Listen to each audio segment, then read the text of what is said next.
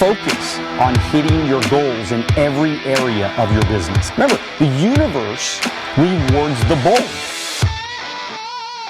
A leader has to take the risks. Hey everybody, this is Daniel Alonzo, and I'm here today to talk to you about some of the traits that successful people have, right? Success leaves clues. We all know that. So if you pay attention today, if you watch this video and you hang with me just for a couple of minutes, take a lot of notes, I'm going to help you get the mindset. I'm going to help you get the thinking process of some of the most successful people in the world. And don't forget to smash that like button and help me with that YouTube algorithm. I appreciate you so much.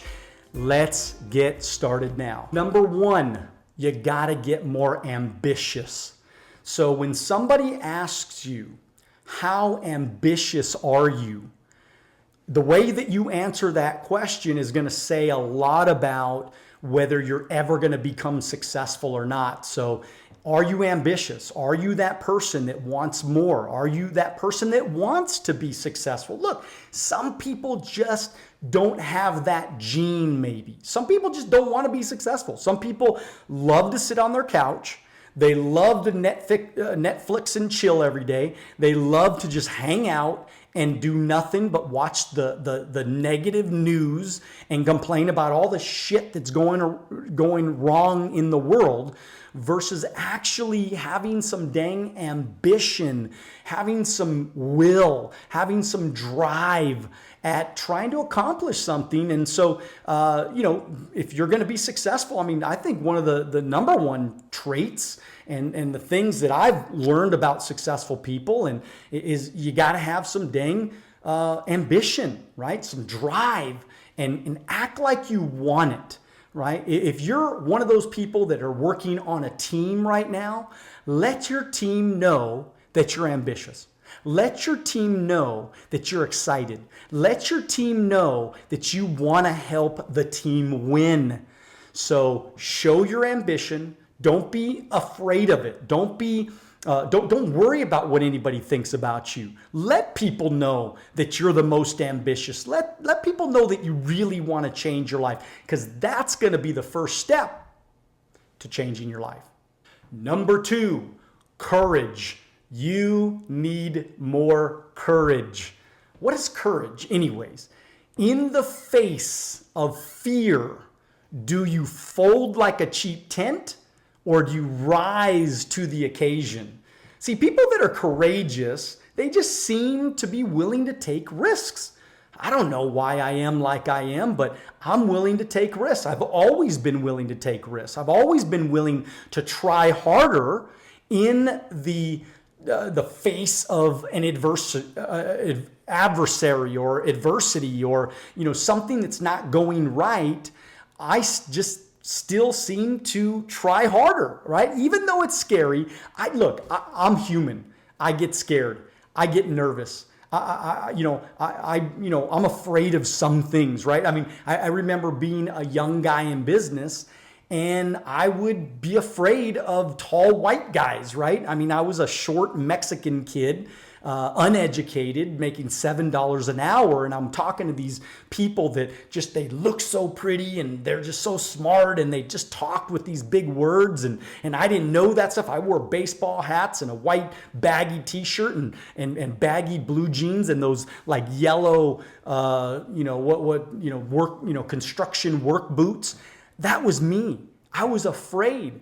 But in that fear, I became courageous. I started to think in my mind, well, who cares about what they think about me? I'm getting better every day. I'm studying the material. I'm reading the books. I'm self-improving. I'm listening to the tapes. I'm watching the videos. I'm spending time with successful people. And so I started to develop, and it doesn't happen overnight. It's just over time. I started to develop the kind of like courage. Started thinking in my mind, right? Just be brave, Daniel. Yes, it's scary to talk to that person you don't know. Yes, they might laugh at you. Yes, they might say this is stupid. But I just figured if I didn't talk to them, I would never know. So it's almost like kind of like a curiosity thing. So I'm thinking, if I don't talk to them, if I don't just at least ask, if I don't try to find out what they're thinking, I'll never know. And I just don't want to not know. And so that's what helped me become more courageous. And man, when you get courage, there ain't nothing. There's nobody, by the way, nobody or nothing that can stop you from becoming successful. I don't know about you, but number 3, I'm committed, man. I mean, when I make a decision at something, whatever it is, I'm committed to that decision. I'm willing to show up early. I'm willing to stay late. I'm willing to outwork. I'm willing to outlearn. I'm willing to outfocus anybody anywhere. Okay, I'm just willing to do that. I'm willing to make that strong commitment about whatever it is that I believe. I mean, and this is anything, right? It's not just work. It's committed to the family, committed to my kids, committed to, the future, committed to the business, committed to my teammates, committed to, I'm willing to commit. And that commitment is what gave me that little edge on most people, because most people, they could never make a commitment. They never would just decide. And I remember just thinking, why don't people just decide that they're going to be successful? Why is it that they're always unsure if they're going to be successful or not, or unsure about the company, or unsure about their venture, or unsure? Because look, worst case scenario, I used to always tell myself, worst case scenario, I go bankrupt. Thank God in America and Canada, they don't throw you in jail if you go bankrupt, right? You go bankrupt, you start all over, and you do it again. And so for me, commitment was very easy, because even if I failed, even if I went for it, even if I gave it, somebody's going to laugh at me. Somebody's going to say, I told you so. Right? But I didn't care about all that, because I knew the commitment was allowing me to do more faster, because I made that commitment. I'm not thinking about the other alternatives. I'm thinking, this is what I'm going to do, and I'm going to go all out in this, thing that I'm doing. And it really separated me from the masses. I was able to inspire more people because of that. I was able to write more business because of that, because people saw me so committed. I remember telling my team, I'm the rock, man. I'm the first one here. I'm the last one to leave. I want this more than anyone. And because I wanted it more and I was committed to it, it all came to fruition. Number 4, I'm just organized a lot more than most people. And I see the most successful people. Guys, you understand, I've had the privilege and the options to be able to hang out with a lot of successful people, access to really, really successful people.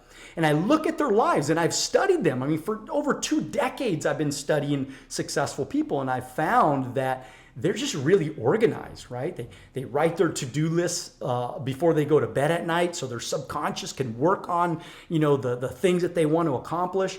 I see how they organize their finances, right? I mean, when I see people that, they don't pay rent, they don't, pay their debts back if they owe somebody money. They're getting their car foreclosed on. I mean, I see this happen to so many people, and I've seen them make money before, and it's really hard for me to stomach, because I feel like, wow, why aren't you more organized financially, right? The successful people in the world, they are organized financially. They make better choices about where their money goes. So instead of spending money on this, they're saving money for the rainy day, because things in business kind of go like this, right? We never know what's going to happen. When you trying to become successful, you're building a business, you don't know what's going to happen next month. So you plan. Sometimes I would pay my rent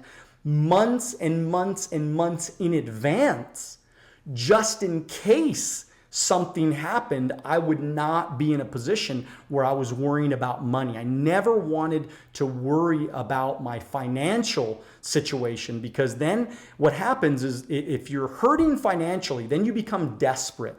Then you make bad choices. Then you start seeing things from a negative viewpoint versus from a positive viewpoint. Start looking for problems, looking for negativity to pop up.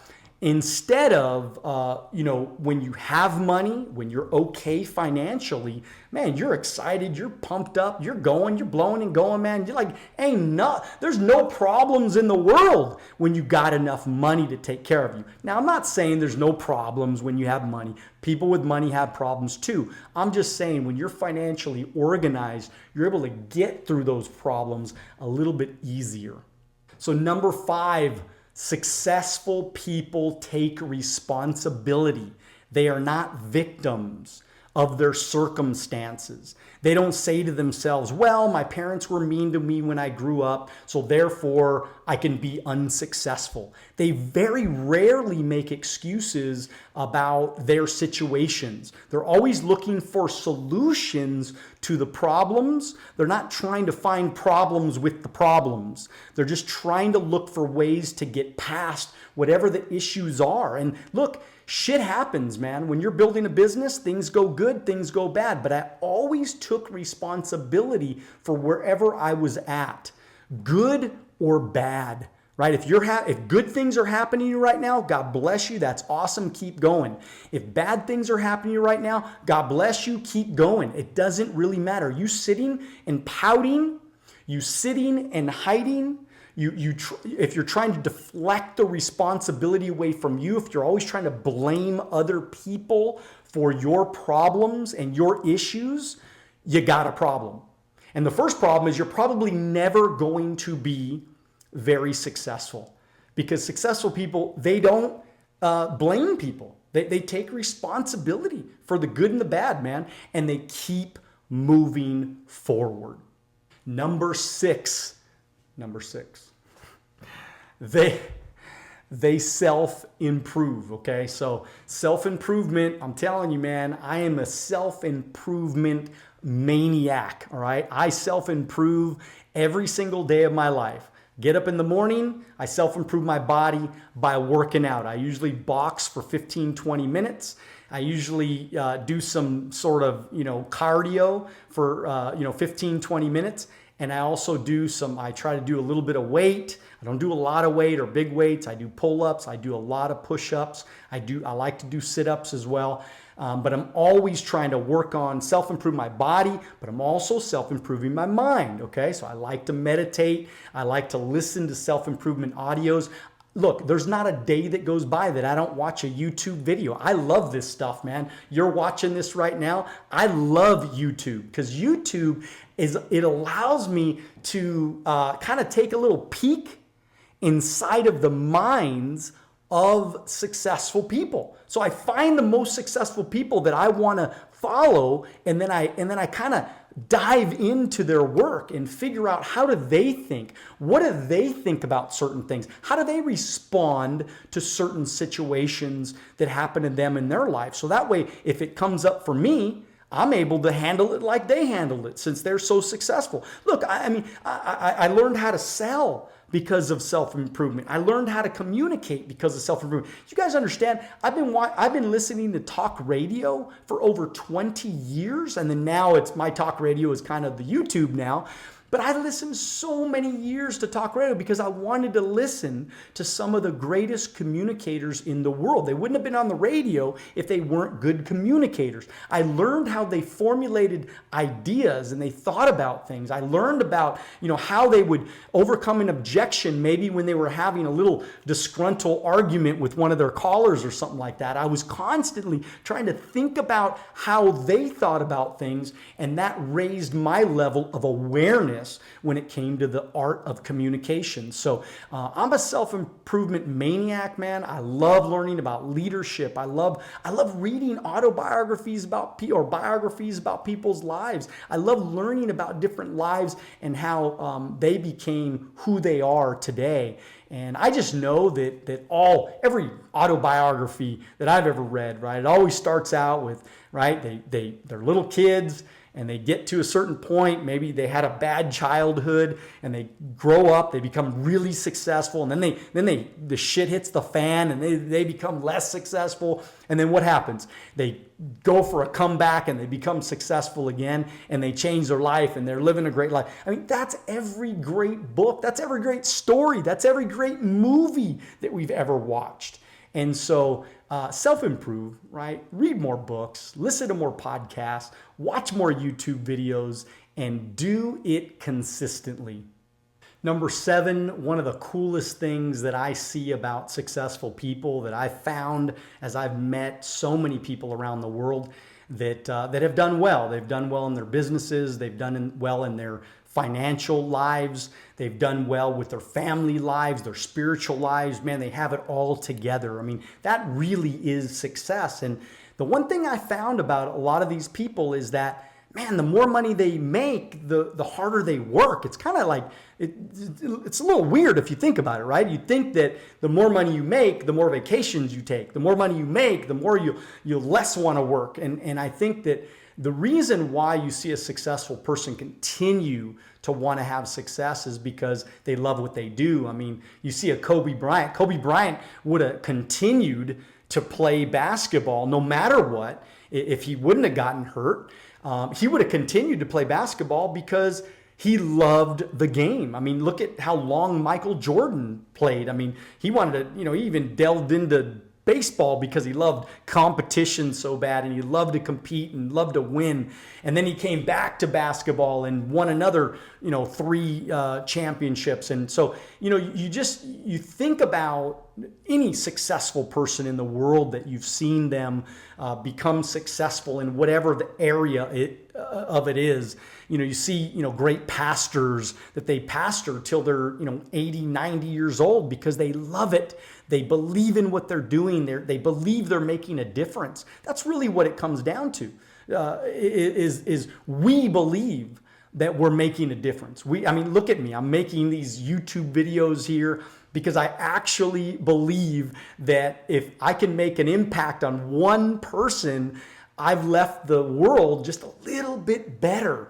And so if you feel like I've ever impacted you in a certain way, leave a comment down below and tell me about it, right? Tell me how you feel about me. Tell me if you think I'm full of crap. Tell me if you believe in what I'm talking about. Tell me if you believe, let's have a little conversation about, which one of these traits you think are the most important of all the traits. And so I just think believing in what you do, loving what you do, caring about what you do is such a critical part. Don't just do it for the money. Money comes and money goes. I made a lot of money since I've been in business. I saved a lot of money. Most of it I save anyways. So to me, it's about the journey. It's about making a difference. It's about helping people. It's about serving the world and again, it's not in a huge way. Maybe 10,000, 20,000 people will watch this video over its lifetime. That's wonderful. That's great. But what I know is if I can impact that one person, I've made a difference. And that would satisfy me because that's why I'm doing it.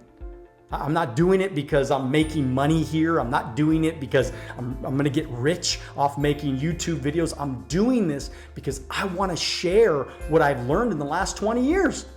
Shit, I've been through every ups, downs, sideways, you name it, man. I've been through it all in business in the last 24 years I've been in business. And if I can impact you in a little way because I love what I do, then that's exactly what I'm going to do.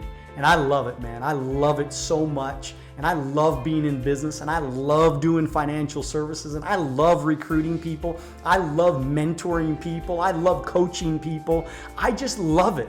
I could do this 24 hours a day, 7 days a week because this is what I was born to do. I encourage you to find what you feel like you're born to do and go do that. And do that now. God bless you. We'll see you at the top.